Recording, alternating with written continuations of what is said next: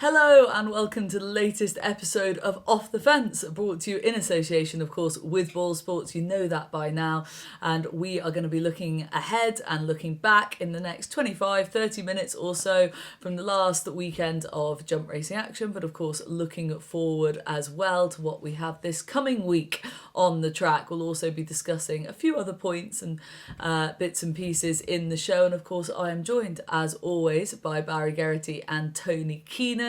We also have a competition winner to announce and another free bet to give away. So stay tuned, loads coming up. But first and foremost, as we always do, because we're polite, quick check-in with the boys. Barry, I shall start with you. How are you this week? Good. Vanessa had a quiet weekend, watched the racing from home, but so I had a nice relaxing one and a nice bit to enjoy. It wasn't hectic as the Dublin Racing Festival, but it was a good weekend. Yeah, I feel like I had a very wholesome weekend as well, and I really enjoyed the racing. It wasn't too chaotic, you're right, but there were some good performances, which we will be getting stuck into. Tony, you're also on a bit of a holiday this week. Is half-term a holiday for you in your line of work, actually, or do teachers still have to work through half-term a bit? No, you don't. No, like that. The two years were saying there's a case to be made for maybe abandoning two meetings every Saturday. I'd say it's much more enjoyable to watch when there's just a couple of three meetings than trying to keep track of everything. So yeah, good weekend. Quite a few, what do we say, inconsistent horses putting their best foot forward, I think, over the 2 days. Well, that's a polite way of putting it, Tony. I like that. And yeah, you're absolutely right. A bit of breathing room for some of these race days, and it's amazing how much more enjoyable it is when you're sat watching it from home. Anyway, Barry, let's kick straight on with what happened where, because Tony's been very polite there with calling them inconsistent horses.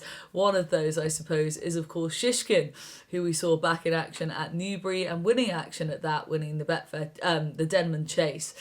And this performance itself, even the trainer wasn't sort of waxing lyrical about the actual performance from Shishkin. But for me personally, I was delighted for him, given how his season's gone so far with the not start and then the disappointment at Kempton when he looked like winning. Just to get him back into a winner's enclosure now, that's where Shishkin belongs. Yeah, definitely, it was great. He's had a mixed time, but I suppose this season, the performance he was putting up in the King George, that was the real deal, and that was the real Shishkin. It was more laboured on Saturday though. Seemed to race a bit behind the bridle. I don't think that helped his jump, and he was sticky at a few fences, and he was only doing as much as he had to do in the finish. Protectorat, on the opposite hand, he raced with a lot of enthusiasm and probably too much so, and I'd say his finish paid the price for that, for going so hard. And Hitman's proximity to Shishkin would leave a bit of a question mark too, to the strength of the form, but you'd have to go on what he did in the King George, and he proved his well-being, I suppose, in Newbury. But for me, I thought he raced like a horse who looked like he needed cheek pieces back on him, and the question would be, would they risk the cheek pieces back on him, having that he refused to race at Ascot earlier in the season with the cheek pieces on, but yet it was felt that his freshness on the day was more so the reason. But for me, for him to be competitive in a Gold Cup, I think he'd need to jump an awful lot sharper, and I think if they put the cheek pieces back on him, they might just get that out of Shishkin. Be a brave call, won't it, though, from everyone around him to put them on the Gold Cup day, despite look, the trainer says that the cheek pieces had nothing to do with him not starting that day on his first start, as you've outlined, Barry, but still, will they risk it? I don't know. Now, on that note, we're going to be going in a bit of a sort of deeper dive into the Gold Cup next week. That'll be this show next week, following Lon Presse's hopeful appearance at Ascot, because by then we'll have nearly all of the Gold Cup sort of pieces in place to hopefully, I guess, paint a better picture for you. So we will be going on a deeper dive into the Cheltenham Gold Cup in due course, but Shishkin is currently with BoyleSports 7-1 off the back of that performance in the Denman Chase. Now, Tony, same card, obviously, good card at Newbury. We got to see the game spirit, and this really, if Shishkin was a bit of a laboured performance, the same cannot be said for Edwardstone, who absolutely pinged his way around Newbury and was a joy to watch. Yeah, absolutely brilliant watch. He'd been given issues when they'd been riding him with restraint, not settling, but it was a case of kind of settling him in front here and just letting him go.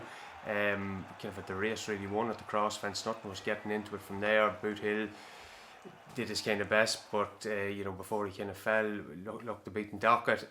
Yeah, an excellent performance of Edwardstone. Now, great to see him back on track, but with a view to Cheltenham, I just don't think he has the element of surprise that he would have had on Saturday. I don't think anyone was really expecting him to go off and do something like that from the front.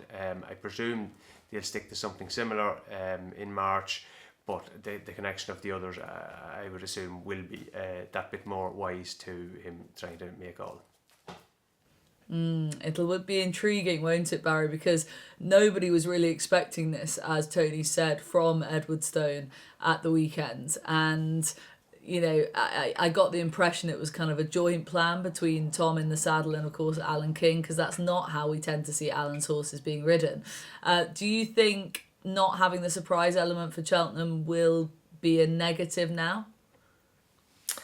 I'm not sure. Alan mentioned in his interview after the race how he had upped his work rate on his horses in the last few weeks, and he's reaping the rewards of that because his strike rate is at 28% and he's flying. The plan was to book out and make it, but he said that won't necessarily be the case at Cheltenham. So they mightn't just ride him as aggressively against better company. He'd a good chance of stealing it from the front, and you could say he stole it to a degree, but his class was what won him the race in the end. But he's a 10-year-old. He was rated 165. He's down to 162. Maybe he'll go back 165 now. But John Bon is 170 and El Fabiolo is 175. So is he above his 165? I'm not so sure. It was a brilliant performance on Saturday. Lots to love about it. The way he jumped, travelled, it was really good. But can he make the next step up to John Bon or El Fabiolo? I'm not so sure.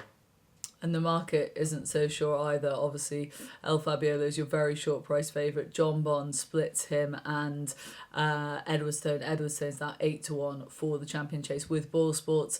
And yeah, I heard that interview with Alan King. Fascinating that sort of like, even years into a training career, you don't have a set way of, you can still change essentially, and he's obviously made a few changes to the yard at home, and this horse in particular is good evidence of how well that's going.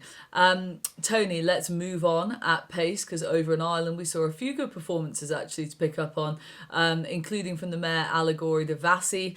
We saw her back in action, turning the form around with Riviere de Tell. She's now 7-2 for the mare's chase behind Dino Blue. What do you think the standard of form she's going to bring in is against her stablemate at this stage? I'd say this race is a little bit suspect. I thought her trainer gave a very interesting interview after it. Kevin O'Ryan came on and he said to him, look, Willie, I suppose Paul Townend looked very confident here kind of at all points in the race, and Willie Mullins said, geez, I'm not so sure about that. He kind of felt that the mare wasn't jumping well over the first 4 or 5 fences, and he felt it wasn't going to be her day at all. And then he went on to point out that the front two had gone very hard, Riviere de Tell and Mascada. The finishing speed of Allegory de Vassy was kind of, I think, 101%, but the kind of power for an ace is 106%. It's quite hard to just compare the races. There were only 2 chases on the card and 2 vastly different chases. This one here and the Hunter's Chase just afterwards, but to me they just went very, very hard in the Hunter's Chase and just very hard in this one. It was understandable that Riviere de Tell would want to make it a test. She kind of seems to be better over 2.5, but Mascada sitting up with her, I just find the tactics on this mare completely unfathomable this season. I don't know what they're doing with her. She actually jumped quite well for the first 3 quarters of the race, but her good form last season, or her kind of 4 runs, all came taking a lead. The Grand Annual, the good win at Limerick at Christmas, the race at Fairyhouse, which she's probably going to win back in the December time, but riding her forward this season just hasn't worked at all. Now maybe she just isn't what she is last season, but I think changing tactics on her would be the way to go. With Riviere de Tell, Gordon Elliott has done a good job with her, getting her back to form. She is quirky, but she's in great order to win. Very good win at Fairyhouse on New Year's Day. Now she's at a hard race here, and you'd wonder would that maybe serve her a little bit. I think she'd be better riding Cheltenham actually. The two she's better going right-handed. And there's 2 kind of lovely races for her there at Fairyhouse at Easter, and then the Grade 1 at Punchestown, or maybe it's a Grade 2, the Impervious one kind of last season, 2 ideal races, maybe rather than going to the Mares' Chase. So Willie Mullins was kind of saying, look, again, I'll just quote this, we might have been lucky the front 2 took each other on. It might not have been as flashy as we thought it was. So I think Allegory Devassi has been made look quite good here. It's not to say that she can't be good on one of her going days, but I think this possibly flattered her a bit. And if you were thinking of backing up for the Mares' Chase, I think you're kind of taking a basement price of form that is a little bit flaky. Now, the other interesting thing, kind of Kevin Ryan went on to say to Willie Mullins, like, geez, great idea here, dropping her back to 2 miles. And again, a very interesting response to this. He says it's just the race. If you don't run there, where do you run? Like if you had a 3 mile mare or a 2 mile mare, you were coming here. And I thought that was an interesting point, not just with regard to Allegory Devassi, but also with regard to Dino Blue going to Cheltenham. Like there are a limited number of these mares races, and you know they're not all maybe optimum trips for the mares kind of involved. Like Dino Blue is now going to go up and trip in the kind of race on the Cheltenham Gold Cup day. To me, she's looked obviously very well suited to be 2 miles. I think she did 1 run in her life over 2.5, was in the Grade 1 Mares Novice Hurdle at the Easter meeting at Fairyhouse. Probably wasn't really operating at her best that time, but wouldn't have looked like she was crying out for it. So I wonder a little bit, is she a square peg in a round hole there heading for that race? And is that something that some of our other rivals are going to hope to exploit, maybe trying to make it a test? Now, the entries for that race I think were made today, so don't just have to hand, people will know by the time they're listening what's entered. And I'm sure it's probably going to be a very thin field, but just something to bear in mind that stamina, it's an unknown anyway. It's definitely an unknown, and she should be in the Champion Chase, shouldn't she? I mean, given like how far was she beaten by El Fabiola, who's an incredibly short price favourite? Was it 5 lengths or whatever it was? You know, it's not like she should be in the Champion Chase. Yeah, very possibly, but obviously John Bon will dictate that. The only thing is that John Bon, I would like to see an upbeat kind of report on John Bon after Newbury, because it was the kind of run where it wouldn't be the great surprise if he did something to himself with the way he jumped, particularly that very bad mistake. So you'd like to him get a clean bill of health, with maybe the possibility that Dino Blue could slot in there in the Champion Chase if he were not to make the race. Intriguing, and as I said, we will be going on in a sort of deeper dive into some of these championship races over the next few weeks leading up to the Cheltenham Festival, so all this will still be discussed in depth.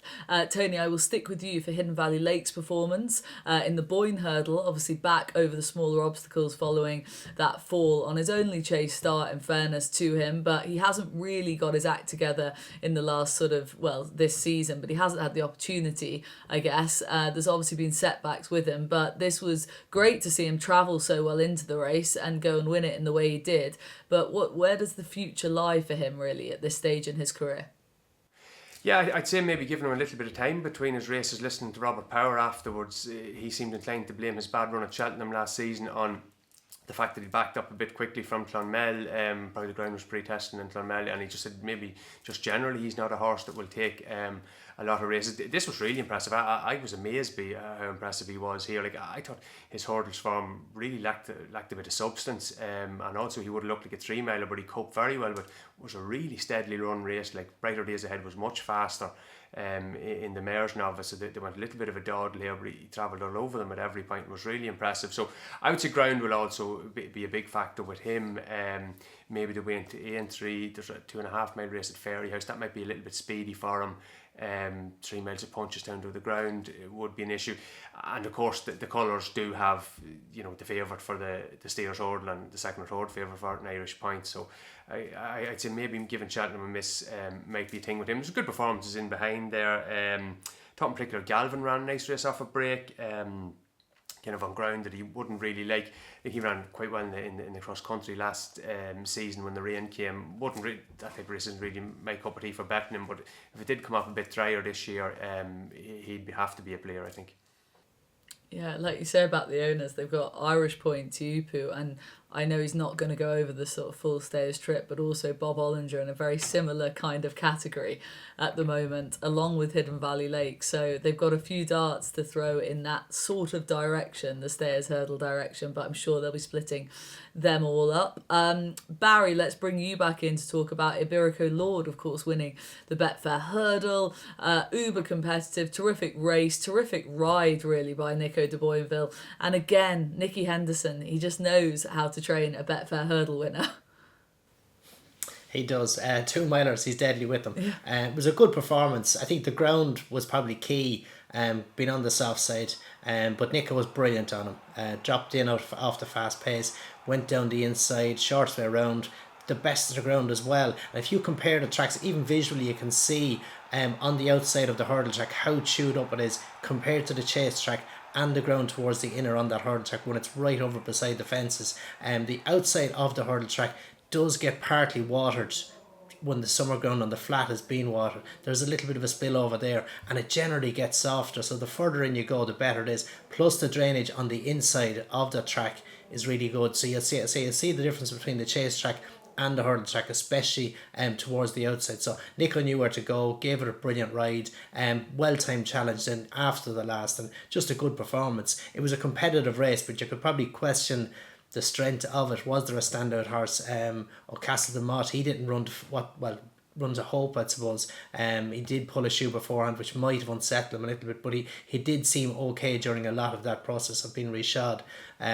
But it was a competitive race, maybe without being a vintage one, but it was a brilliant ride by Nico and a good performance by the winner.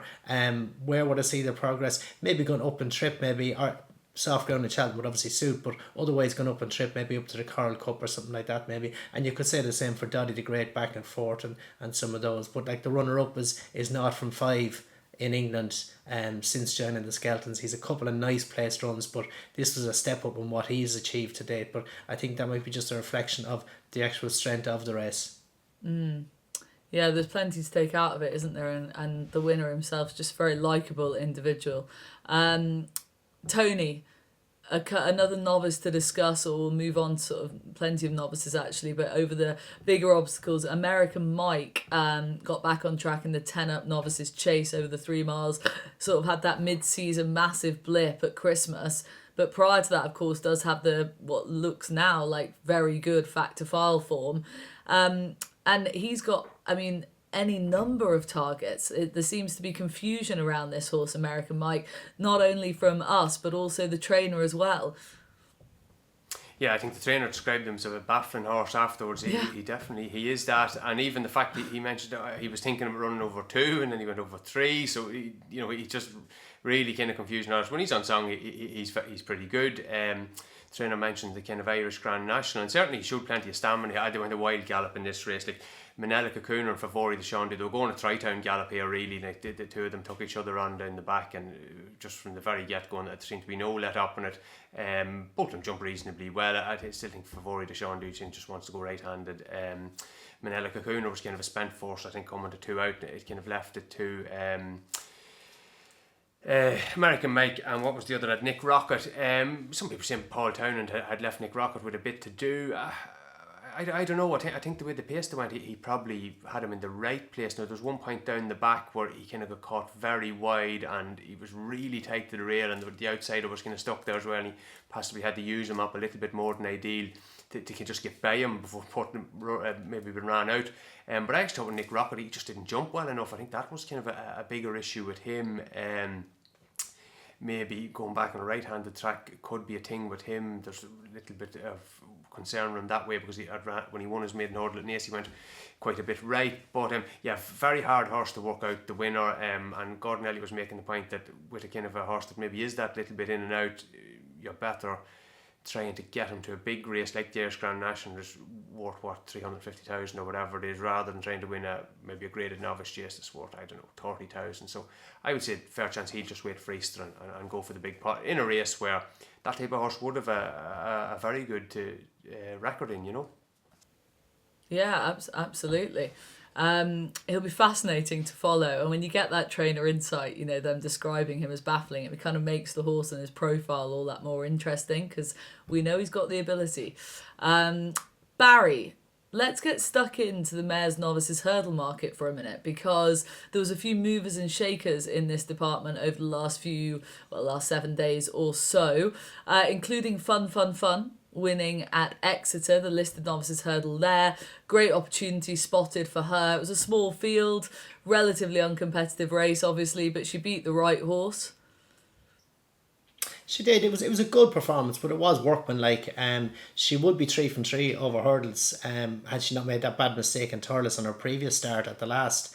But it was a good performance. But I think she'd need to build on this if she's going to trouble Jade de Grugy or Brighter Days Ahead or Dysartina. So it's to me she's a little bit off what's needed to maybe win that. She'd need to improve again.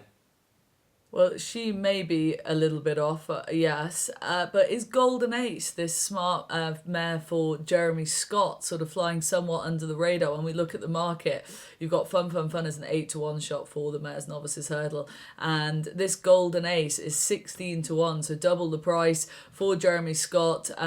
She put in a pretty decent performance, Barry, in the week, and from a smaller yard, is she one that's maybe flying under the radar, or is that a fair price for what she's done thus far?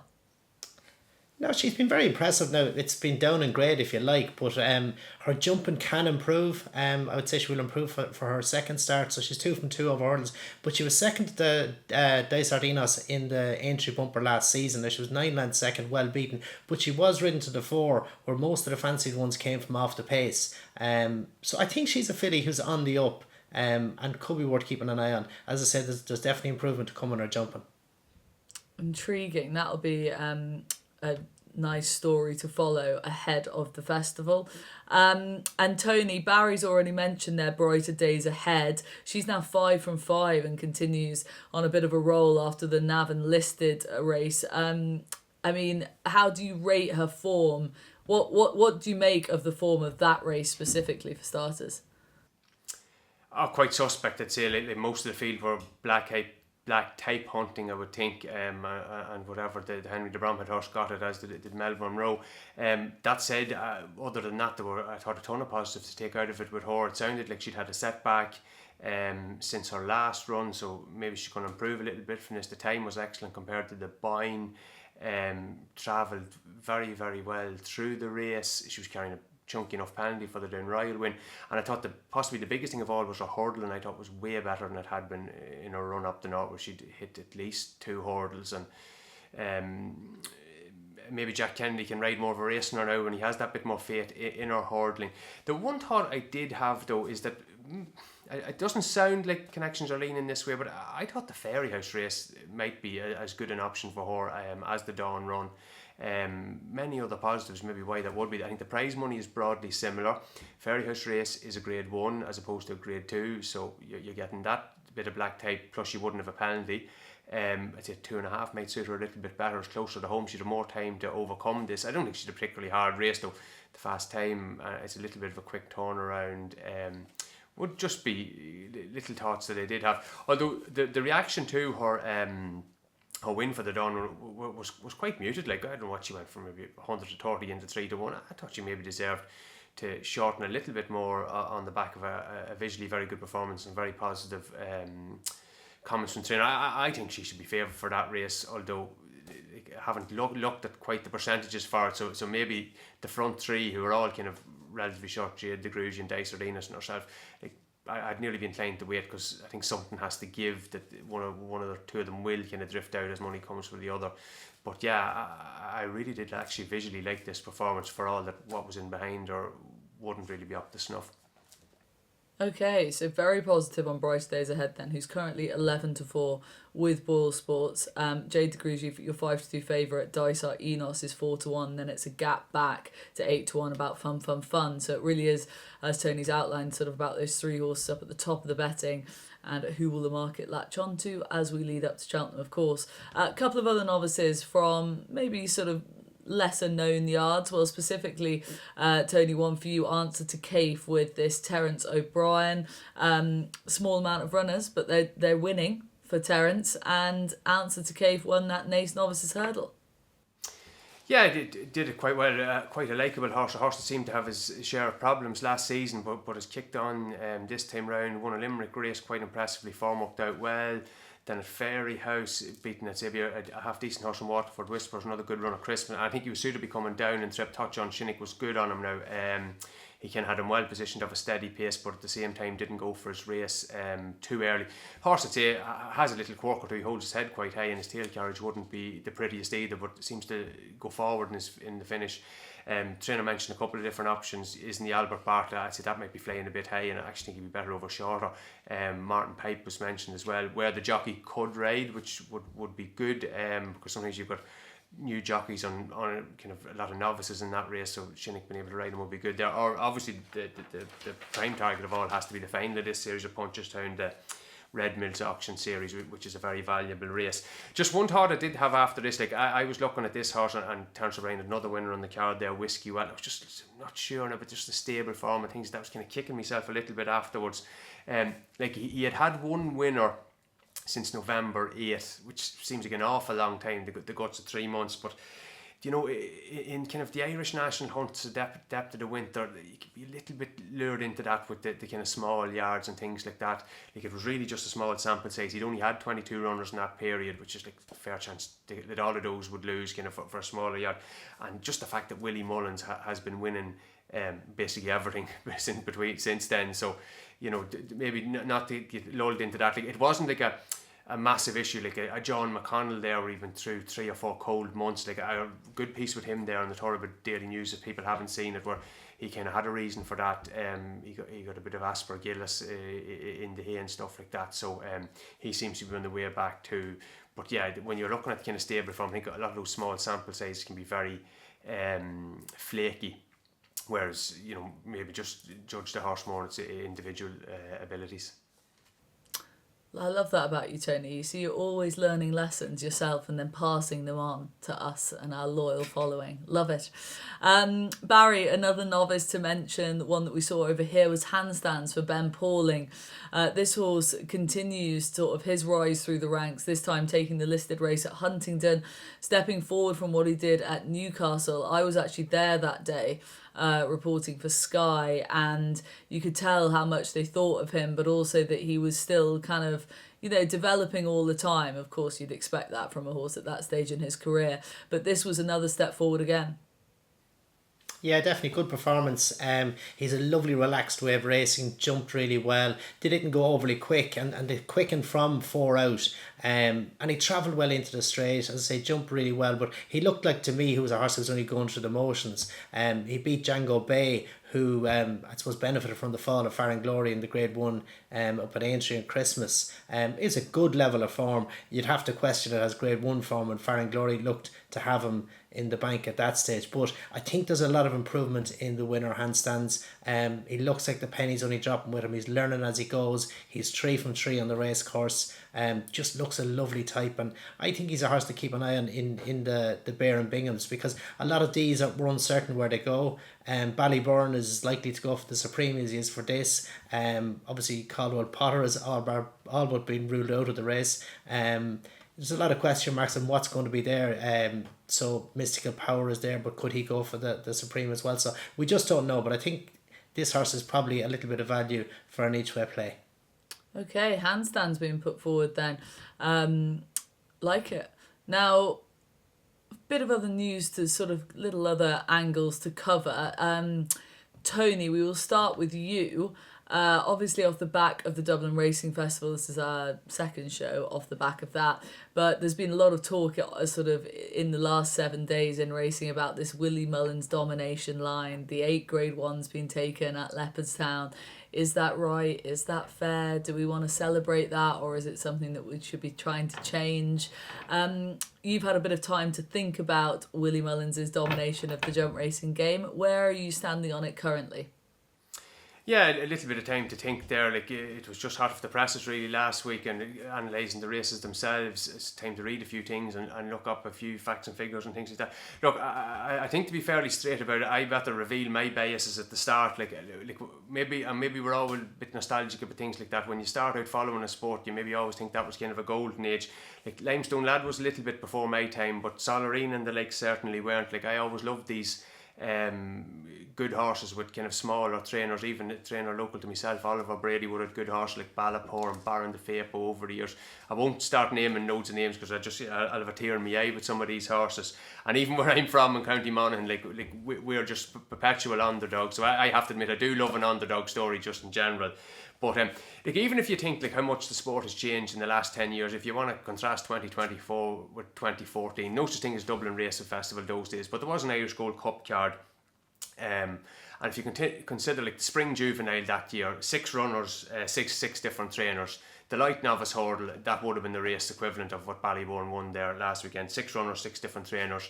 The Moriarty, which would be the fact to fail race, and it was a kind of maybe not a great example, but 3 runners only in that year, again 3 different trainers.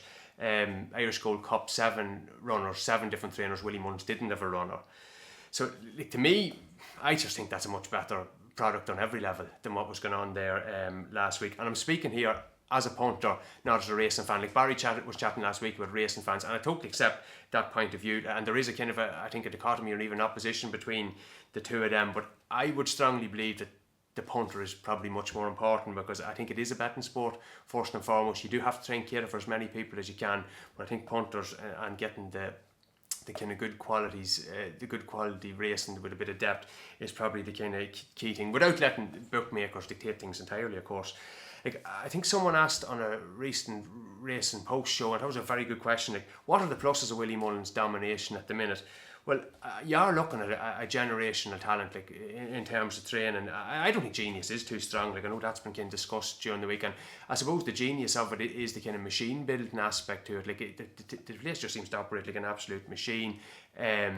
I love some of the switches he's pulled off over the years running horses and racing that no one would have thought possible. He is getting the best out of so many of these horses. He brings horses back from injuries to run very well. He's obviously a master diplomat. Like he's dealing with some massive egos. Imagine having to deal with Michael O'Leary, like, and getting him back in the fold after their fallout. Or the likes of Rich, and I'm sure plenty of the rest of them aren't simple either. Like what a skill to have along with the training of the horses. And it is brilliant, like for Irish racing and Ireland, when he rocks up the Cheltenham in a 7 or 8 winners. But sometimes I do wonder if it is at kind of too much of a cost. Like there have been serious downsides. Like I'm quoting that figure from 2014 with all the different trainers having different horses. Like to me, there is no middle class of Irish trainer now. Like if you look back at those years, there were plenty of trainers, good operators having 20, 30 winners a year. Like to me, a lot of them are just gone.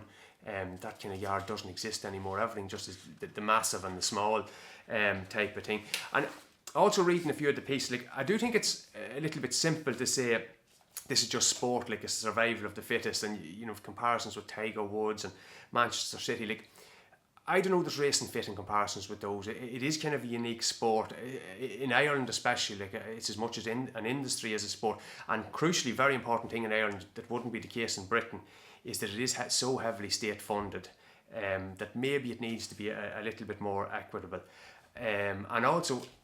The idea of the sport being cyclical, this dominance been cyclical, like I don't see any end coming to this at the moment. In fact, the dominance seems to be becoming kind of more pronounced. And one of the interesting things is the way the kind of other trainers kind of respond to this. Like no one obviously criticises Willie Mullins. Like, I'm sure they have great kind of admiration for him. The common theme with them all is we need to get better. I was even reading pieces over the weekend. Harry Derham had a piece in the Irish Field, and that John McConnell piece that was kind of referenced earlier. And like, it is true to the point that maybe they do need to do better, but I also think like maybe they need to get a hand from someone. I'm not talking about handing out kind of participation certificates here, but for the betterment of the sport, maybe a few things could be done. Now, what can be done? Well, you know what? This is an American thing, I think, more than a European thing. I think maybe we need to make things a little bit harder for Willie Mullins. They've kind of done this in kind of American sports where they do kind of, I'm not advocating a draft or anything like that, but in baseball, one pitcher was kind of finding life very easy, and they changed the height of the mound and stuff like that. There was a massive 7-foot player in basketball. I think they outlawed slam dunking and stuff like that. Now obviously they aren't feasible solutions for racing, but maybe something needs to be kind of taught about. Like, I'm not really the idea of limiting runners now.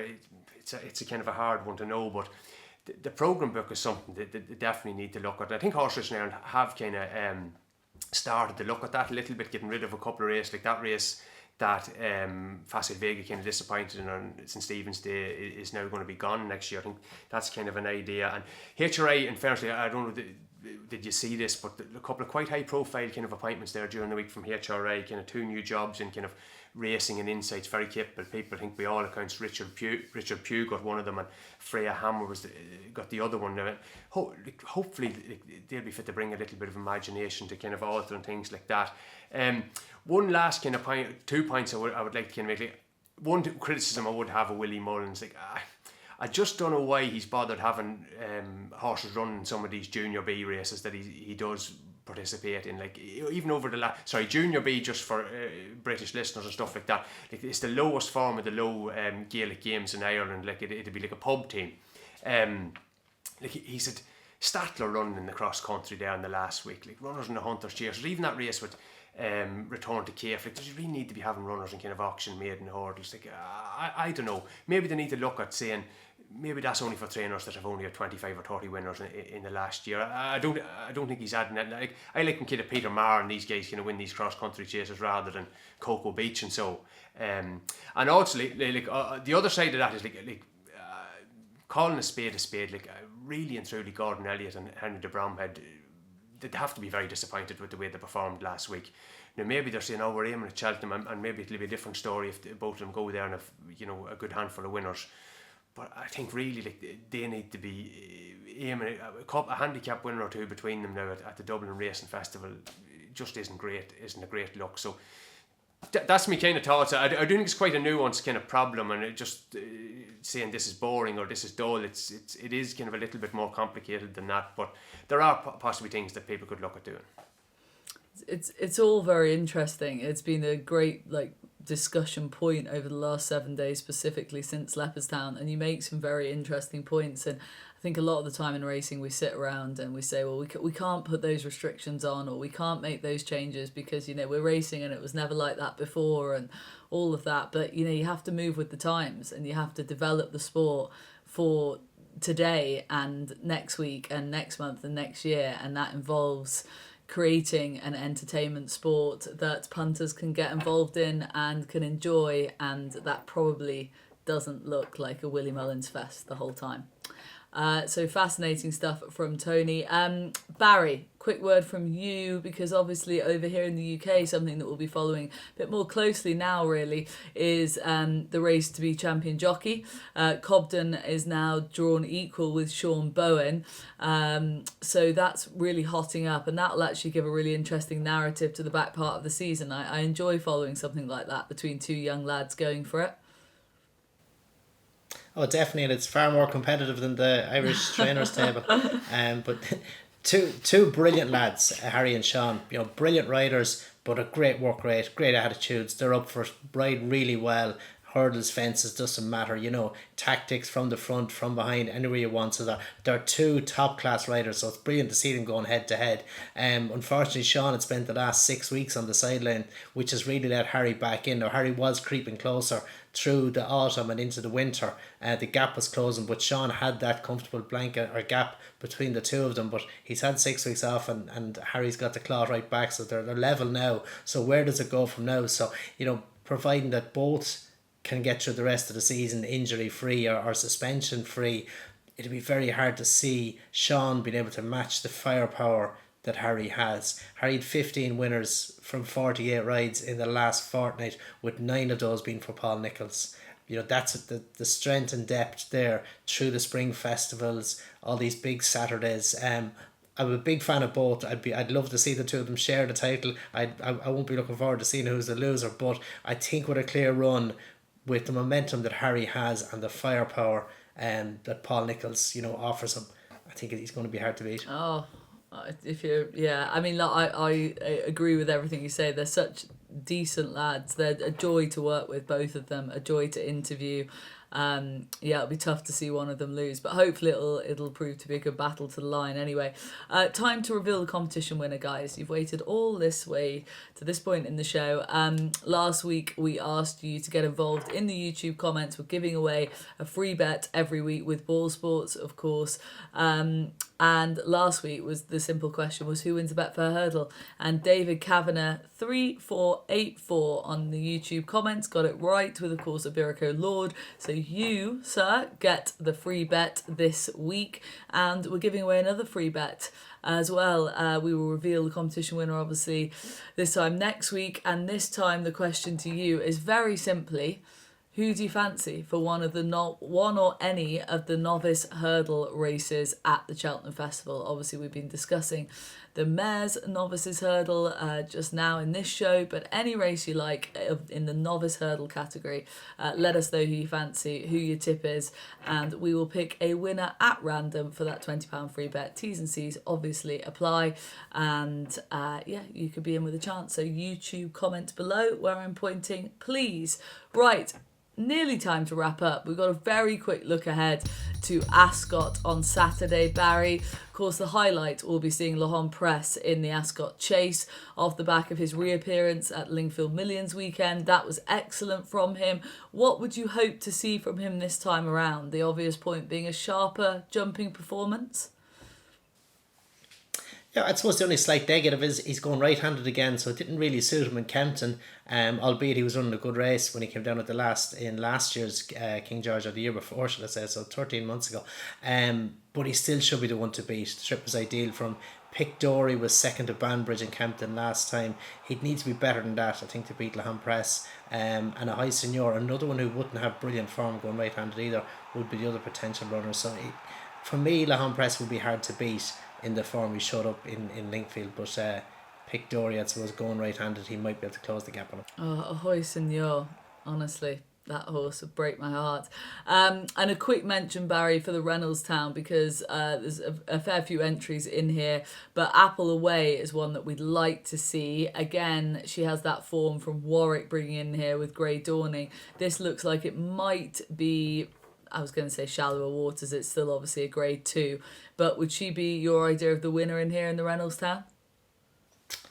Well, she's a worthy favourite, but she was beaten 14 lengths by Grey Dawning in Warwick, and to me she looks like she needs further really. In 2-7 around Ascot, on good to soft, Brave Kingdom is there, he's 2 from 2 today to our fences coming through the handicap ranks. Killybeg King, who was third to Ile Francais at Kempton at Christmas, that's good form. Hermes Allen's only a couple of lengths in front of him, so I just wonder, will she find it a little bit sharp for her around there? If she has to make her own running, will they be able to just stalk her and have a go later on? So I don't think it's just going to be one-way traffic. She is the right favourite, she's the one to beat, but I think the two boys will be breathing down her neck.